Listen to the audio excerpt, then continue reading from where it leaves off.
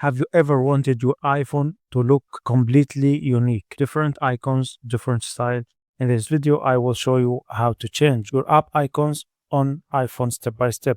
On home screen, tap and hold any empty space, then edit, click on that, then customize. Their options you could do small or large app icon, and then also have light, or you can do dark for night times. Also, we have customized to change color app icon. Next, I'm going to show you how actually change the entire graphic of the app. Apple doesn't let you replace the original app icons directly, but we can do it smartly using the Shortcuts app. You can download icons image from any website like flat icon. After get image, step 1. Open the Shortcut app. It's already installed on every iPhone. Tap the plus in the top right corner. Then tap Add Action.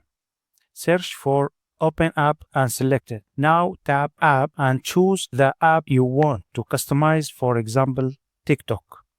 Next, at the top, choose Add Home Screen. You will see small app icon. Tap it, then choose Photo. Pick your custom image or icon file. Give it a name or even leave it blank and tap Add. And that's it. Now you know how to change app icon on iPhone. Your iPhone doesn't have to look like everyone else. Give it your own signature style. Subscribe for more smart customization tricks.